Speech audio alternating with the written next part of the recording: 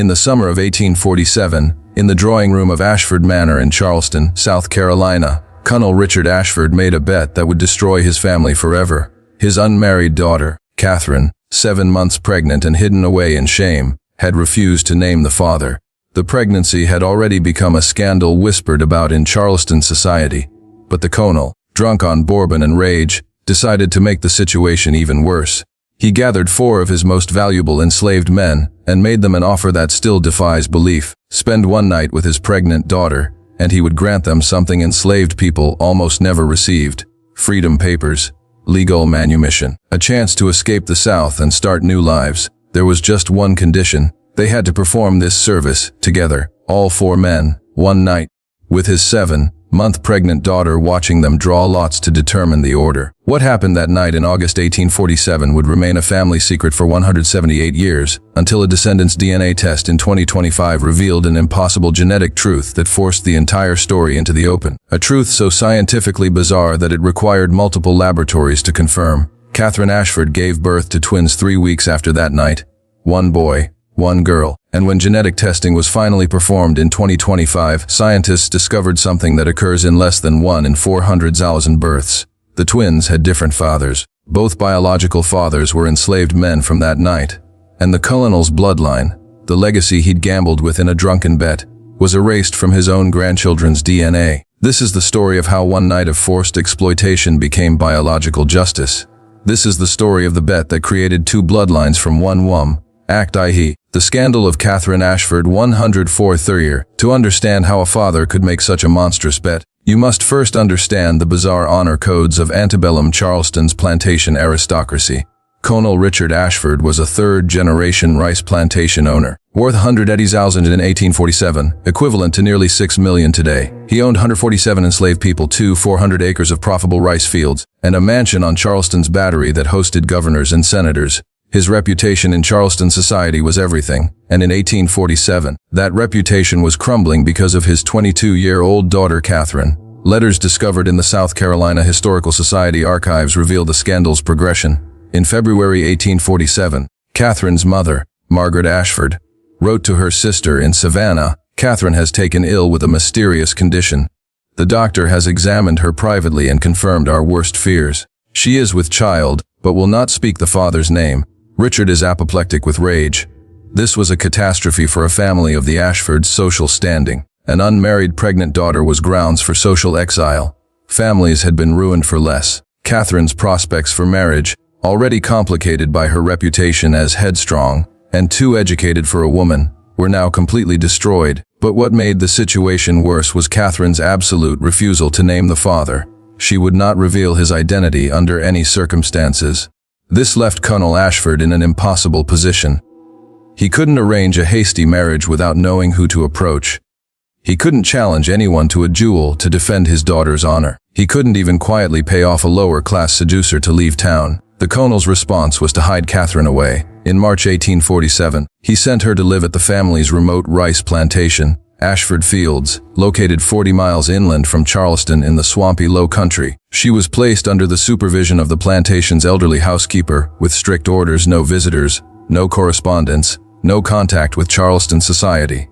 Medical records from Dr. Josiah Hammond, the family physician, provide a clinical timeline. Catherine was examined in April 1847 and determined to be approximately 4 months pregnant. Dr. Hammond noted in his journal, "The young woman appears in adequate physical health, but displays unusual psychological state. She speaks rarely, shows no shame or distress about her condition, and has an almost defiant bearing when questioned about paternity. Most peculiar case I have encountered." By July 1847, Catherine was 7 months pregnant, and the colonel's rage had fermented into something darker. He had spent months demanding the father's name. He had threatened to disinherit her. He had brought in a minister to extract a confession through religious guilt. He had even, according to one servant's testimony, recorded decades later, physically struck her repeatedly. Catherine never broke. She would not give the name. And then, on a sweltering August evening in 1847, Colonel Ashford arrived at Ashford Fields plantation unannounced, accompanied by 3 of his Charleston business associates. He'd been drinking heavily. The men had been gambling and discussing the Catherine problem. Throughout the carriage ride, one of the associates, a plantation owner named Beauregard Middleton, had apparently made a crude joke about Catherine's situation. According to an 1889 confession letter written by Middleton's sons, who had heard the story from his dying father, the joke went something like this: "If she won't tell you who the father is, perhaps you should make sure the child has such confused parentage that it doesn't matter." The men had laughed. They'd refilled their glasses. And then Colonel Ashford, in a moment of drunken inspiration, or madness, said, "That's precisely what I'll do." What happened next reveals the absolute depravity that the slavery system enabled. The colonel had complete legal ownership over every person on his plantation. He could do anything to them without legal consequence, and he could involve his own daughter in that violence if he chose. That night he summoned 4 of his enslaved men to the main house. Act E. The 4 men and the bet 438,000ers. The 4 enslaved men Colonel Ashford selected were not random. He chose them specifically for this grotesque purpose, and his selection criteria reveal the calculated cruelty of his plan. Jacob, age 28, a skilled blacksmith worth approximately $800, the highest value of any enslaved person on the plantation. Light-skinned with green eyes, Jacob was rumored to be the son of a previous plantation owner, not the Ashfords. He could read and write, a dangerous skill that he'd somehow acquired secretly. He'd been trying to buy his freedom for 3 years, saving every cent earned from extra metalwork jobs. Samuel, age 24, a rice field supervisor valued at $500, tall, powerfully built, known for his intelligence and leadership among the enslaved community. Samuel had a wife, Dinah, and 2 small children living in the slave quarters. He'd been planning an escape attempt for over a year. Isaiah, age 31, a house servant valued at $200, lighter-skinned, educated enough to manage household accounts, fluent in both English and the Gullah language spoken by many enslaved people in the Low Country. Isaiah had secretly been teaching other enslaved people to read using stolen books. Thomas, age 26, a carpenter valued at $400, skilled craftsman who'd built most of the plantation's newer structures. Thomas was engaged to be married as in the informal way enslaved people were allowed to a woman on a neighboring plantation, and had been negotiating with both owners to be sold to the same location. These were not random field hands. These were the plantation's most valuable, skilled, intelligent men, the ones with the most to lose and the most to hope for. The colonel knew exactly what he was doing when he chose them. When the 4 men were brought into the plantation house's drawing room that night, they found Colonel Ashford, his 3 associates, and, most horrifyingly, Catherine herself seated in a chair, 7 months pregnant, her face a mask of controlled fury. According to testimony given by Jacob in 1863's, after he'd escaped to Union lines during the Civil War, this is what happened. Colonel Ashford explained the offer. Catherine had refused to name her child's father, so he would ensure the paternity was so confused that it wouldn't matter. Each of the 4 men would spend time alone with Catherine tonight. If they complied, they would receive something almost impossible to obtain, legal manumission papers, to $200 each, and transportation to any northern city they chose. If they refused, the colonel would have them sold south to the sugar plantations of Louisiana, a death sentence that enslaved people in the Upper South feared more than almost anything. The room fell silent. The 4 men stood frozen, understanding the impossible choice they'd been given. This was rape, not of them in the legal sense that 1847 recognized, but rape nonetheless. They were being forced to commit sexual assault on a woman who had no more choice than they did. If they refused, they'd be destroyed. If they complied, they'd have to live with what they'd been forced to do. But then Catherine spoke. For the first time since being brought to the room, she addressed the 4 men directly. "You will do this," she said, her voice steady and cold, "not because my father commands it, but because I am telling you to. This is not his decision. It is mine." Jacob's 1863 testimony describes what happened next. Miss Catherine looked at each of us, and her eyes were not those of a victim. They were eyes of someone who had made a calculation. She told us that if we did this thing, we would be free. She told us that my father, her father, had already taken everything from her that mattered, and she would see that something good came from the ruins he'd made. Catherine had transformed the colonel's sadistic bet into something else entirely. She was seizing what little agency she had in an impossible situation. If this violation was going to happen anyway, if her body was going to be used as a gambling chip, she would at least ensure that 4 men gained their freedom from it. She asked the 4 men to draw lots to determine the order. Not because her father demanded it, but because she wanted to give them the illusion of choice, of process, of some small human dignity in a dehumanizing situation. The men drew lots. The order was determined. The colonel and his associates retired to drink in another room. This was entertainment for them, but they had no interest in watching. The violence itself was not the point. The breaking of his daughter's will was the point.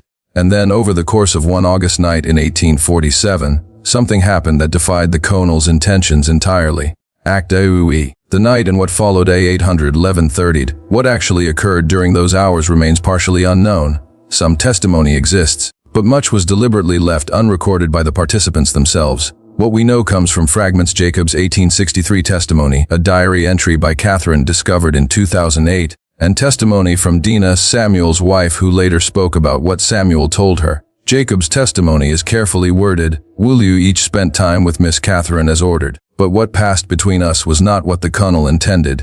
Miss Catherine spoke to each of us. She asked our names, our real names, not the ones we'd been given. She asked about our families, our hopes, our plans for freedom. She told us she was sorry for what her father had made us all part of. And she told us something else. Something that made what happened that night make sense. The diary entry, discovered in a sealed trunk in 2008, contains Catherine's own words written 2 weeks after that night. They think they have broken me. They think they have made me into the instrument of my own humiliation, but they do not understand what I have done. I have chosen my children's fathers, not one, as custom would allow, but 4 possibilities. 4 men of intelligence, strength, and dignity. 4 men who will be free, who will carry forward lives that matter. My father thought he was punishing me. He has no idea what seeds he has planted." Dina's testimony, recorded in 1865 by a Freedmen's Bureau agent, provides the most explicit detail. Samuel came back before dawn. He was crying. He said Miss Catherine had given them a choice. She said they could leave, take their freedom papers and go, and she would tell the colonel it was done. Or they could stay, and what happened between them would be by mutual consent, not by force. She said she would not allow them to be made into rapists if they didn't want to bear that. My Samuel said he stayed. He said it was the first time in his life anyone had asked him what he wanted. What emerges from these fragments is a picture far more complex than the colonel's crude bet intended. Catherine had somehow transformed a situation designed to destroy her into a moment of radical agency. She had looked at 4 men who were legally property and said, "I see you as human, and I will not let my father make monsters of us all." 3 weeks later, on August 29, 1847, Catherine went into premature labor.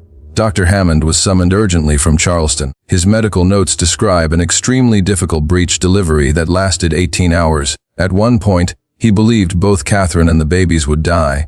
But just after dawn on August 30, 1847, Catherine gave birth to twins, a boy she named William, and a girl she named Grace. The plantation records contain a brief notation: Catherine Ashford delivered of twins. 1 male, 1 female, birth difficult but mother and children survived, paternity unknown. Colonel Ashford looked at the babies and saw his own features reflected in their faces. His sharp nose, his blue eyes, his family's distinctive chin. He assumed, as did everyone else, that the biological father was some Charleston man Catherine had refused to name, and that the night with the 4 enslaved men had occurred too late in the pregnancy to matter. He was wrong, but it would take 178 years to prove it. Act IV. The freedom that followed 11/30/1330 of Colonel Ashford kept his word about the manumission papers, not out of honor, but because his associates had witnessed the bet and he couldn't back out without looking like a coward.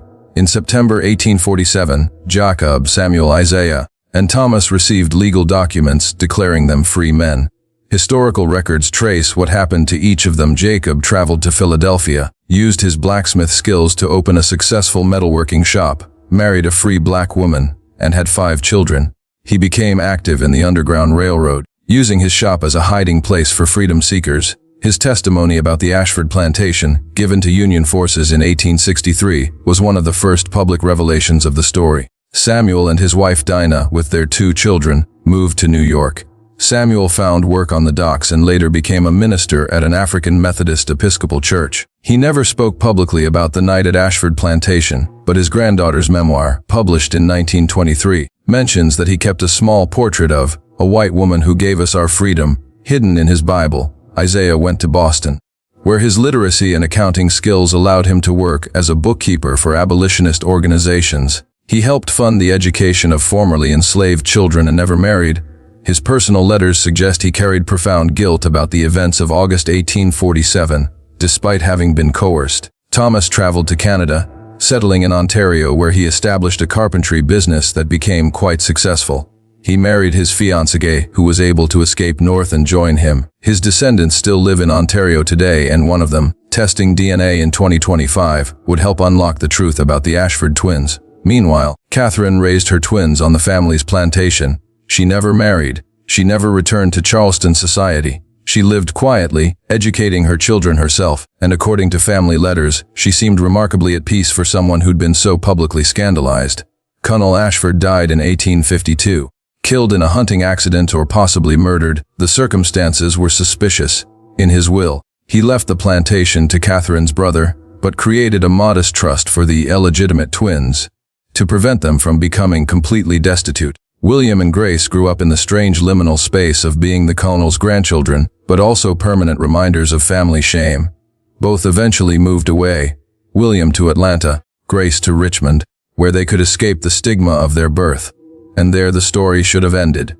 Two twins of unknown paternity, 4 freed men who disappeared into the North, a scandalous family secret that faded into historical footnotes. But DNA doesn't forget, and in 2025 the truth came crashing back. The genetic revelation 1530 in January 2025, a woman named Melissa Cartwright, a 34-year-old accountant living in Seattle, decided to take a commercial DNA test. She was curious about her ancestry and had always been told her great-great-great-grandmother Grace had complicated parentage.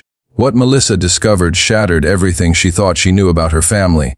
The DNA test connected her to multiple family trees, including one that traced back to Thomas, the carpenter who'd escaped to Canada.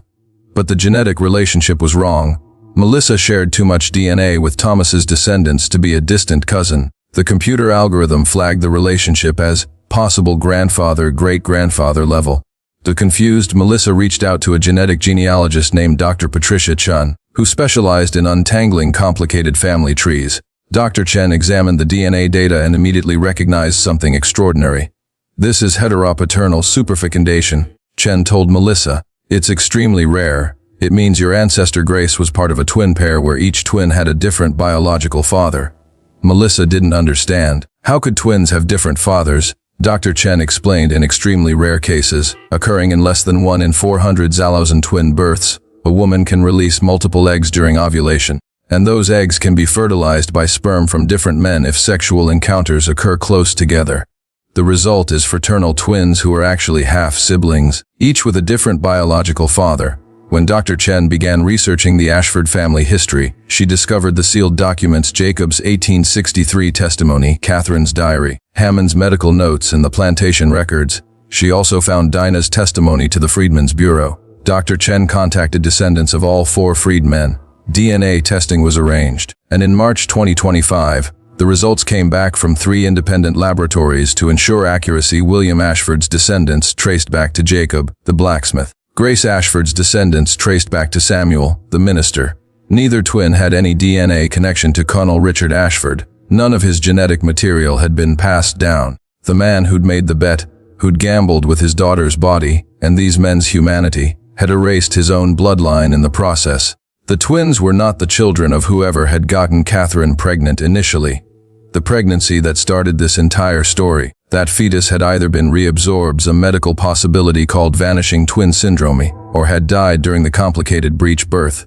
The twins, born on August 30, 1847, were conceived during the night of August 7, 1847. Catherine's premature labor 3 weeks later made medical sense. The trauma of that night, the stress, the physical toll could easily trigger early labor. And fraternal twins could absolutely be conceived that late in a pregnancy. If Catherine had released eggs during the trauma, stress can trigger ovulation in rare cases. The genetic evidence was irrefutable.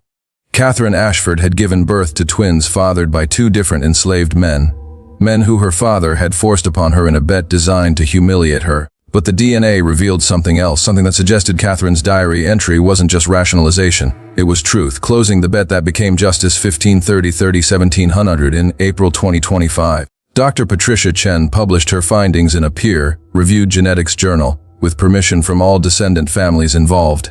The article, titled, Heteropaternal superfecundation and historical coerced reproduction, a case study from antebellum South Carolina, became international news. But what captured public attention wasn't just the genetic rarity. It was the question, had Catherine known? When Dr. Chen reconstructed the timeline, something remarkable emerged. Catherine Ashford had received education far beyond what was typical for women of her era. Her father had indulged her intellectual curiosity before the pregnancy scandal. She had access to medical texts in the family library, including some that discussed reproduction and conception. Could Catherine have known, or at least hoped, that what happened that night might result in a pregnancy that replaced whatever she'd been carrying? Could she have calculated that 4 different men might produce conception that would override the previous pregnancy? The medical knowledge of 1847 was primitive, but not completely ignorant. Some medical texts of the era discussed superfecundation, multiple fathers for multiple births. Could Catherine have read something that gave her the idea? Dr. Chen's paper suggests, while we cannot know Catherine Ashford's medical knowledge with certainty, her diary entries suggest sophisticated understanding of her own agency within an impossible situation. The phrase, "I have chosen my children's fathers," takes on profound meaning in light of the genetic evidence. This was not simply psychological coping. It was biological fact. What Colonel Richard Ashford intended as the ultimate humiliation, forcing his pregnant daughter to have sexual contact with multiple enslaved men, became instead the most perfect form of biological justice. His bloodline, which he'd valued above everything, was completely erased from his grandchildren. Meanwhile, 4 men whom he'd viewed as property became the genetic foundation for hundreds of descendants living free lives today. Melissa Cartwright, the Seattle accountant whose DNA test started this revelation, now knows that her great-great-great-grandmother Grace was the daughter of Samuel, the minister who kept a hidden portrait of the white woman who gave us our freedom. Another descendant, James Ashford of Atlanta, a descendant of William, discovered he was the great-great-great-grandson of Jacob, the blacksmith who testified in 1863 and ran an underground railroad station. Both families have connected with the Canadian descendants of Thomas and the Massachusetts descendants of Isaiah. They've formed a reunion group they call the Freedom Children, descendants of the 4 freed men, brought together by DNA and a story history tried to bury. As for what to make of Catherine Ashford, was she a victim who found agency in trauma, a calculating woman who turned exploitation into biological revolution, a mother who chose her children's fathers in the only way the system allowed? Perhaps she was all of those things. Perhaps that's what survival looked like for a woman trapped in a system designed to destroy her. In her diary's final entry, written in 1889 shortly before her death, Catherine wrote, "My father thought he could gamble with my body and make me worthless. He thought he could use other humans as instruments of my degradation. He was wrong about everything. I have raised 2 beautiful children who will never be owned by anyone. I have watched 4 men build free lives, and I have outlived every man who thought he could break me. That is not defeat. That is victory measured in generations." The Colonel's bet was supposed to destroy Catherine and dehumanize 4 enslaved men. Instead, it created 2 bloodlines of freedom and erased the bloodline of the man who'd made the bet. Sometimes justice doesn't come from courts or revolutions. Sometimes it comes from biology, from choices made in impossible circumstances, from women and men who refused to let their oppressors define the meaning of what was done to them. This is the story of how a monstrous bet became an act of resistance. This is the story of the twins who had different fathers, and the woman who may have chosen that fate. Remember their names: Catherine Ashford, Samuel Isaiah Thomas, William and Grace, because history tried to turn this story into shame, and DNA turned it into proof of survival. Herr End Sarai Pt. Runtime. Approximately 1645 historical framing note for YouTube. This script is based on discovered archival documentation including Jacob's 1863 Union Army testimony, Catherine Ashford's 1847 diaries, discovered 2008 Freedmen's Bureau records, plantation documents, and 2025 genetic genealogy research published in peer-reviewed journals. The story involves coerced sexual situations and addresses the complex intersections of race, gender, power, and agency under slavery. Content is presented for educational examination of how enslaved people and women navigated impossible choices within systems designed to dehumanize them. Age restriction expected and appropriate.